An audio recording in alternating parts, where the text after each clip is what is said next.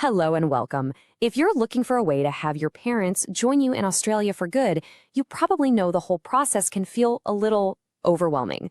Well, today we're going to pull back the curtain on one of the main pathways, the Subclass 864 visa. It's all about reuniting families permanently. So let's just ask the big question right up front. Is the goal to finally reunite with your family right here in Australia and make it permanent? If the answer is yes, then you are definitely in the right place.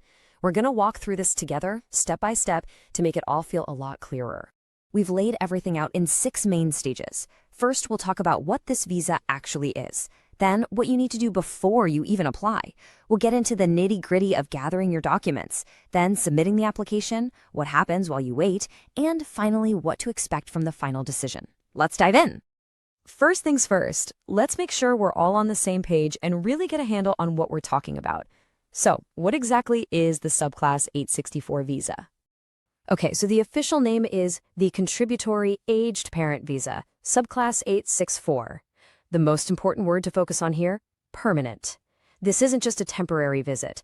This is a path to residency for an aged parent, and it all hinges on having a sponsor. That is, a child who is already a settled Australian citizen, a permanent resident, or an eligible New Zealand citizen.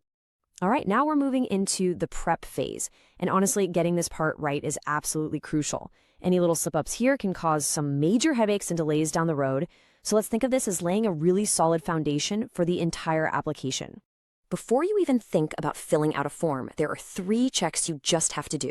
First, and this might sound obvious, but make sure your passport and the passport of anyone else applying with you is valid. Second, if you're getting professional help, just double-check that they are a registered migration agent. And third, this one is a biggie. You can't have 2 parent visa applications going at once. If you've already applied for another one, you have to officially withdraw it when you lodge this new one. Okay, this is the part where we really get into the weeds. Gathering all the right documents can feel like a huge task, but don't you worry, we're going to break it all down piece by piece so you'll know exactly what you need to pull together. Let's start with the absolute essentials, the documents that prove who you are. We're talking about certified copies of your passport, your national ID card if you have one, and anything that proves a name change, like a marriage certificate. Then there's the key piece from your sponsor, a completed Form 40. Let's just pause on Form 40 for a second, because it's so important. This is not just some random piece of paper. This is the legally binding document where your sponsor in Australia, your child, formally agrees to support your migration. It really is the heart of the sponsorship side of things. Next, let's talk about family documents. You'll need to provide evidence that you meet what's called the balance of family test. Basically, it means that at least half of your children are living permanently in Australia. Now, if you're including your own dependent children on the application, the rules are a little different based on their age. For kids under 18, it's about identity docs and consent forms, but for adult children over 18, you also have to prove that they still depend on you financially. And what if your partner is applying with you?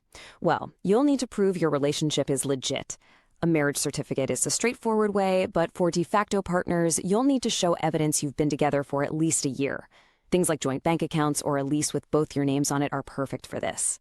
Oh, and don't forget the photos. You'll need 4 recent passport-style photos for every single person on the application.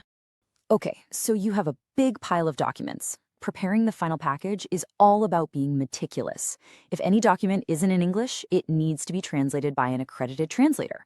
You'll send certified copies of almost everything, except for your police certificates. Those have to be the originals. And here's a pro tip. Before you send anything, make a complete copy of the entire package for your own files. You'll thank yourself later. So, you've done all the prep. You've gathered and organized every last document. Now it's time for the main event, actually submitting the application. This is that big moment where all your hard work finally comes together. So, how do you do it? Well, this application is still a paper-based one.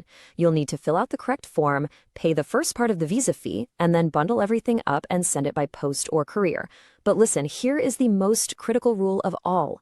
You absolutely must be physically in Australia on the day you lodge this application. Not the day before, not the day after, on the day. Now, here's a very quick but incredibly important warning. If your application is incomplete, it's not just going to be delayed, it could be deemed invalid, which means it won't be processed at all. So please take that extra time to double and triple check that every single question is answered and every single document is there. Okay, so you've sent it off, you can take a deep breath, But what happens now? This part is all about understanding the waiting period, knowing what to expect, and being ready for any actions you might need to take from your end.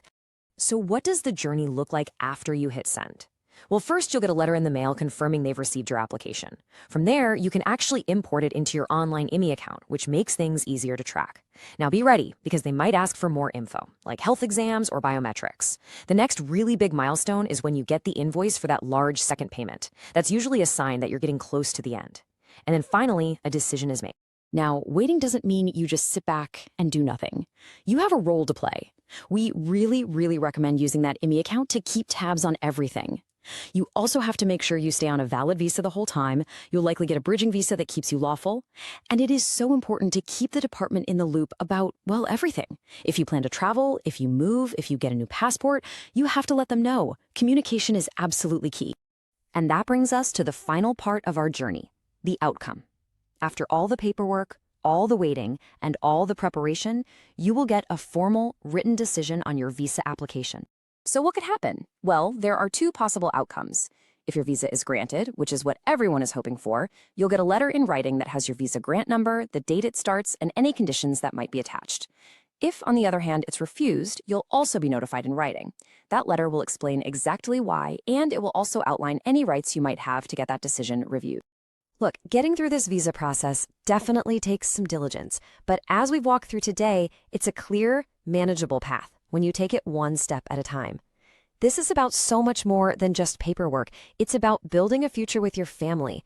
So the only real question left is, are you ready to take that first step? Thanks so much for joining us.